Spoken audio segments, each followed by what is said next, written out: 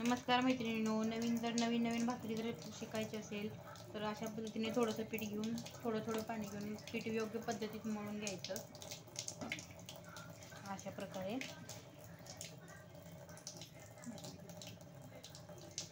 मी आज थोडंसं मळून ठेवलेलं होतं. अशा प्रकारे पीठ मऊ एकदम लुसलुशीत असं मळून घ्यायचं. एक जास्त पातळही करायचं नाही आणि जास्त घट्टही ठेवायचं नाही. आपल्याला पीठ योग्य पद्धतीने मळालं तर भाकरी चिरडत नाही. जास्त मेहनत केल्यानंतर भाकरीला व्यवस्थित भाकरी फुगते सुद्धा आणि व्यवस्थित भाकरीचा आकारही देता येतो भाकरीला.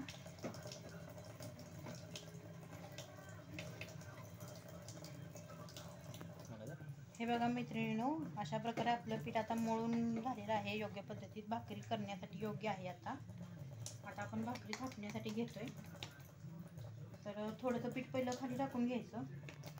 गोळा छान असा व्यवस्थित असं दाबून घ्यायचा.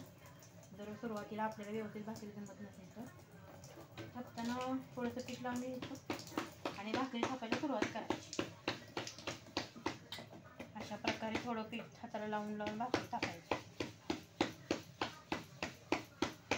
काहींना एका हाताने भाकरी जमते, काहींना दोन हाताने. सुरुवातीला येत नसेल तर थोडं थापून दोन्ही हाताने सुद्धा भाकरी आपण थापू शकतो.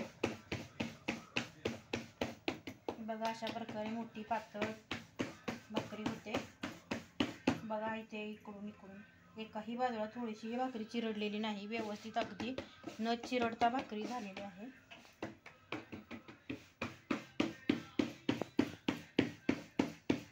आता आपण हिला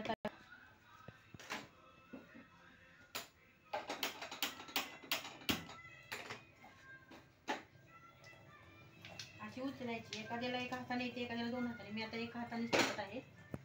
आता भाकरीला थोडं आता पाणी लावायचं आहे, पण थोडीशी भाकरी खालून पकवून द्यायची. मग तो गॅस जास्त ठेवायचा आहे का आपलं कमी? गॅस असं ठेवायचा जरा सुरुवातीला. आता थोडं पकल्यानंतर आपण पाणी लावायचं. थोडं पाणी सुकून द्यायचं आणि नंतर मग भाकरी उलटायला घ्यायची. कारण की पाणी लावल्या भाकरी उलटली की भाकरी मोडते. गॅस एकदम तापलेला नसतो सुरुवातीला भाकरी करताना. त्यामुळे भाकरी बघते थोडीशी सुटतं असं हे होतं. भाकरी तवा सोडते, नाहीतर मग चिटकून राहिले की भाकरी मग मोडते. आता आपण भाकरीला पाणी लावूयात.